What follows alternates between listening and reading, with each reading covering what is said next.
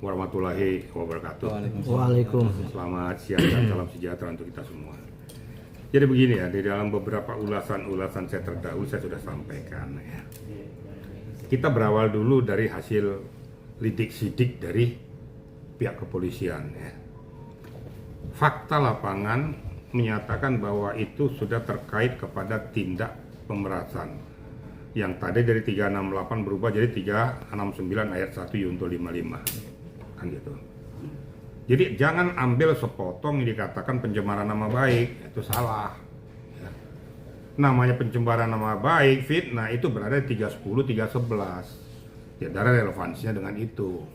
Nah, kalau 369 ya ayat 1 Yunto 55 kalau diharfiahkan di dalam bahasa seperti ini, suatu perbuatan tindak pidana dengan cara melawan hukum ya, mencemarkan nama orang lain atau mempublikasikan aktivitas orang lain dengan tujuan untuk memperoleh keuntungan baik sebagian maupun seluruhnya.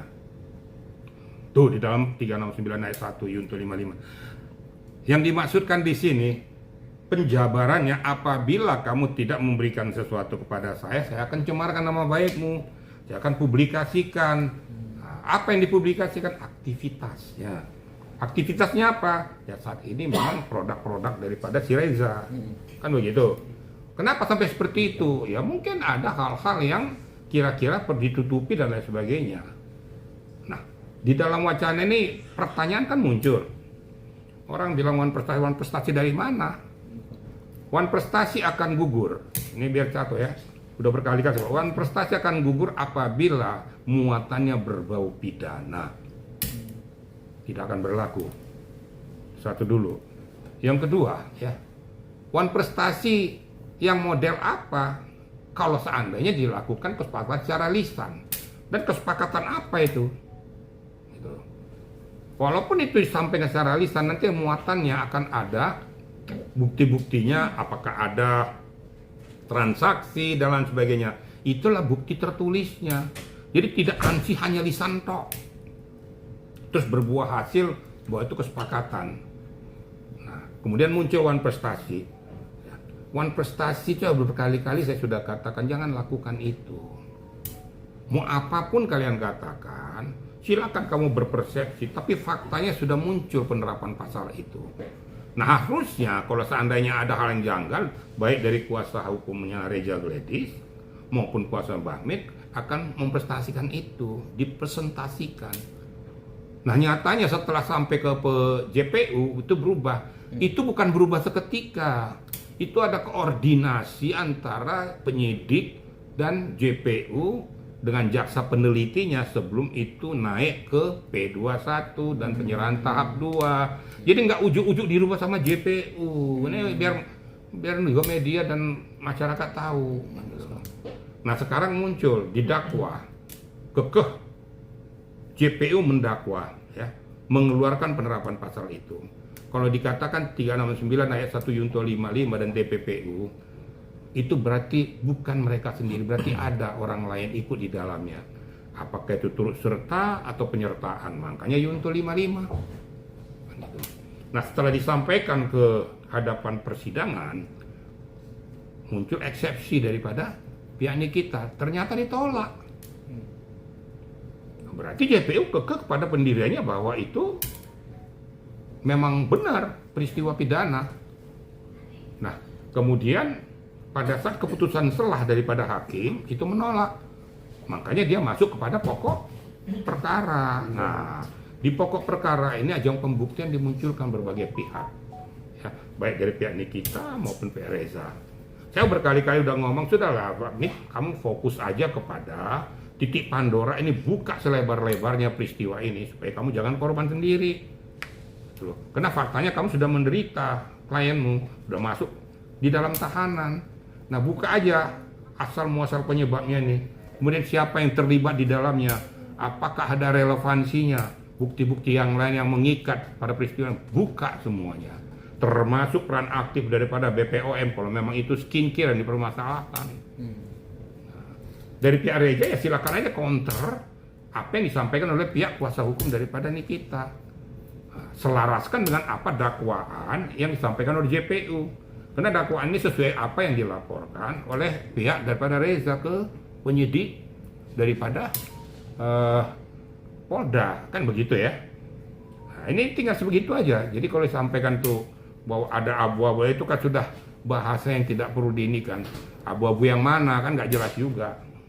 Nah, saya pihak Reza juga jangan nutupin ya supaya ini ngambang. Kalau kamu sudah berani melaporkan seseorang, berani bertanggung jawab.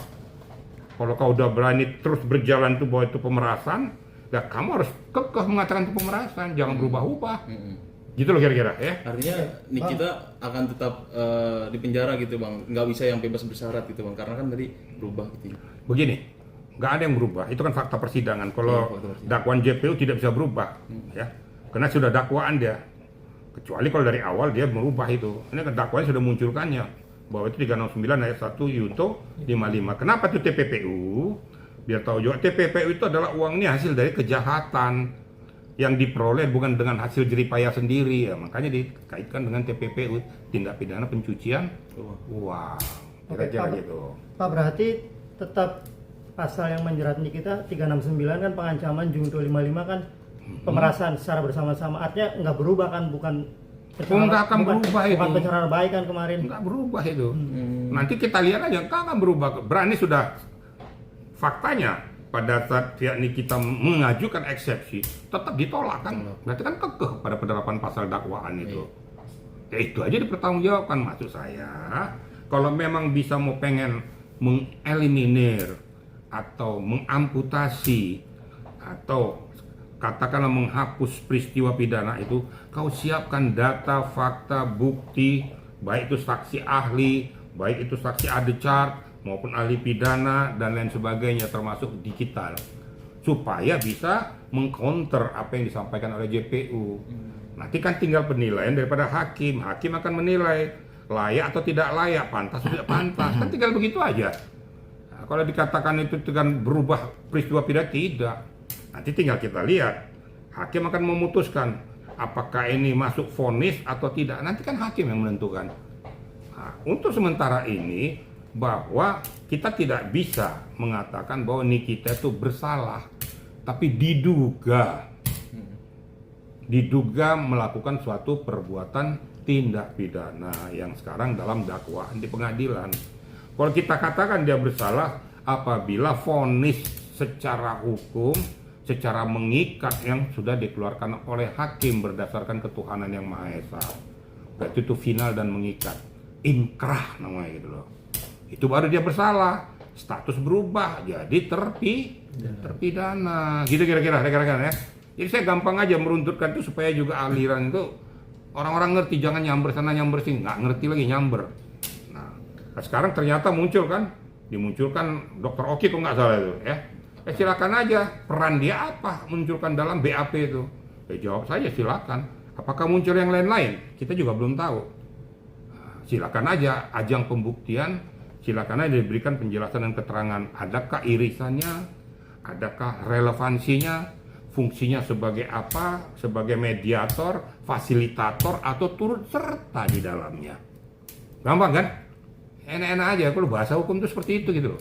Nah, berarti pasal 369 ini lebih berat yang ini atau yang pemerasannya? Yang Pak? Lah muatannya kan pemerasan itu. Ya. Ya nggak bisa sepotong-sepotong ya. 369 terus komprehensif, nggak boleh tuh menerapkan 369 terus potong-potong, komprehensif. Maka saya katakan suatu perbuatan tindak pidana dengan cara melawan hukum ya, untuk mencemarkan nama baik orang lain atau mempublikasikan aktivitas orang lain mungkin yang berkaitan dengan aktivitasnya. Nah itu di dalam kutipannya akan di situ tujuannya adalah untuk memperoleh keuntungan, baik sebagian maupun seluruhnya. Nah, keuntungan yang didapatkan ini apabila pencemaran ini tidak dipublikasikan, ada konsekuensinya. Itulah aliran uang itu. Kalau dikatakan di apa itu kata nyumpal, sumpal aja mulut, kan ada tuh. Tutup aja pakai ini, kenapa? Melalui siapa? Telepon Mail. Sumpal aja, sumpal. Tujuannya sumpal apa? Apa yang mau disumpal? Dalam rangka apa disumpal? Untuk apa kepentingannya? Kan panjang loh. Nah, ini saya katakan ini kita bongkar aja. BPOM juga tidak berfungsi, bongkar. Kemudian kalau memang berkaitan dengan skincare, bongkar. Kasihannya seperti ini. Dikala dibongkar skincare-nya, ternyata skincare-nya itu sesuai dengan uji kelayakan dari BPOM, kan kasihan juga Rezanya. Makanya BPOM bunyi gitu loh. Tapi kalau seandainya ya skincare yang dikeluarkan produknya Reza ini bermasalah, apa itu overclaim, underclaim, atau mengandung zat berbahaya, zat kimia, sulfur dan lain sebagainya, merkuri, itu harus ditutup tempat produksinya, harus disita uangnya, itu hasil kejahatan, kena TPPU juga dia.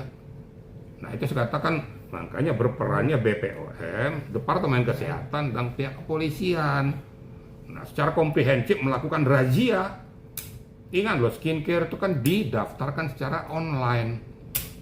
Nah, gilanya itu bisa aja terjadi penyimpangan-penyimpangan di sana. Kesimpulannya bahwa BPOM sudah mengeluarkan izin edarnya. Izin edarnya setelah didaftarkan secara online itu. Pertanyaannya kan gitu. Apakah BPOM meriksa, memverifikasi sampel yang diberikan oleh yang memproduksi itu? Nah, kemudian apakah setelah dikasih sampel ini diperiksa nggak rumah produksinya? Benar nggak sampel ini sesuai dengan rumah produksi yang di sana pada saat mengelola bahan ini? Dan ingat ya, yang terjadi di saat sekarang ini itu gelondongan dari luar negeri, obat tanpa label, dibeli dengan 100 rupiah, sampai di sini dipasang dia label sini seolah produksi dia, jualnya 1 juta. Berapa keuntungannya? Diraup keuntungannya dengan merugikan rakyat banyak. Sementara isi daripada skincare-nya itu berupa gelondongannya aja nggak tahu nih apa isinya, kandungannya apa nggak ngerti. Dia jual aja percaya karena ada izin edar dari BPOM dengan stikernya muluk-muluk lah, menghaluskan muka lah, apa segala macam, rambut bisa jambang, yang berjambang ya berjambang aja. Ya kalau memang botak ya botak aja gitu kan, nggak berpengaruh juga, tapi dipengaruhi. Nah itu kira-kira. Jadi yang gampang-gampang aja gitu loh. Oke Pak, kemarin kan pada saat persidangan disebut nama dokter detektif, dokter Oki. Nah, apakah kedua orang itu bakal dimintain keterangan menjadi saksi di pengadilan? Saya yakin, karena sudah muncul seperti itu akan diminta keterangan di balance, bener nggak? Supaya itu namanya kepastian hukum kan? Supaya ada kepastian hukum, bener nggak apa yang disampaikan ini? Ya berikan aja keterangan orang-orang yang disebutkan dalam BAP itu, sehingga jelas peristiwanya jelas. Maka saya katakan pada Nikita, bongkar semua supaya jangan kamu aja korban gitu loh. Kalau berbicara tentang tuntutan, saya yakin akan muncul tuntutan dari JPU, pasti akan muncul.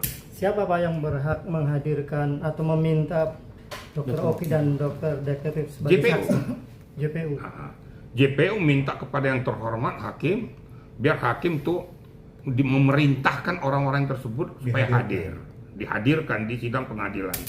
Ingat, hakim mempunyai hak prerogatif untuk meminta siapapun untuk hadir di pengadilan, termasuk penyidik.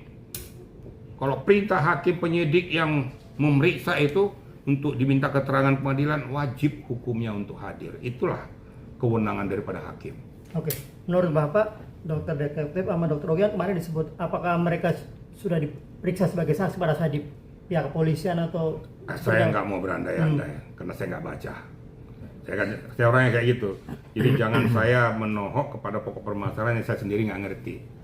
Seyogianya orang-orang tersebut ya diminta keterangan. Tapi kan saya tidak bilang sudah diperiksa, karena saya tidak lihat. Nah, makanya saya bilang di fakta persidangan inilah harus dibuktikan ajang pembuktian itu. Gitu loh. Nah, kalau seandainya sudah disebutkan di fakta persidangan, menurut hemat saya bahwa alangkah wajar kalau itu dihadirkan di hadapan sidang pengadilan, sehingga fakta hukum itu akan berbicara. Oke Pak, kalau melihat kronologi, artinya kan tadi dari Mail, terus dokter Oki yang mengarahkan, terus ya kan diduga mengojokkan, terus diduga memberikan nomor tuh, ada celah nggak sih untuk Nikita bebas? Karena kan nggak secara langsung Nikita berhubungan dengan si Reza Gray di sini, gimana Pak? Saya bukan hakim. Jelas ya. Oke Pak Yudan, tapi Kalau celah bilang untuk bebasnya, celah untuk lepas ada nggak? Meski tanpa syarat gitu? Atau berat? Saya tidak mau berandai-andai, itu keputusan hakim. Tapi kalau dari salah disitanya uang tersebut, ilmu logika aja ya. Kalau enak diberikan cuma-cuma 4M, gue juga mau. Oh iya. Paham ya? Tapi kalau misalkan Jadi nggak usah kewarahkan saya seolah-olah bahwa ada kemungkinan bebas tuh, saya nggak mau menjawab. Tapi irisannya bahwa peristiwa itu berani melakukan penahanan, berani mendakwa yang bersangkutan, berarti ada benang merahnya. JPU penyidik nggak sembarangan juga melakukan itu. Tapi yang jelas sudah disita uangnya, disita juga mobilnya. Karena peristiwa itu sudah terjadi. JPU saya yakin pada saat setelah selesai nanti, setelah selesai semua itu kan ada pledoi, pembelaan. Silakan pembelaan itu ada irisannya, bersentuhan nggak dengan peristiwa itu. Nah, nanti hakim akan menilai. Baru nanti jaksa akan melakukan tuntutannya. Tuntutannya inilah yang akan dipertimbangkan oleh pihak kuasa hukumnya Nikita. Nah, itu yang saya katakan tadi, muncul pledoi tadi itu, pembelaannya dari tuntutan itu. Apa tuntutannya menurutnya ini tidak cermat atau lain sebagainya, silakan aja pelakunya. Nanti hakim akan menilai, akan memutuskan nanti. Kalau dibilang nanti apa kemungkinan bebas, saya tidak mau menjawab karena saya bukan hakim. Kalau saya mendahului hakim berarti saya sudah lebih hebat dari hakim.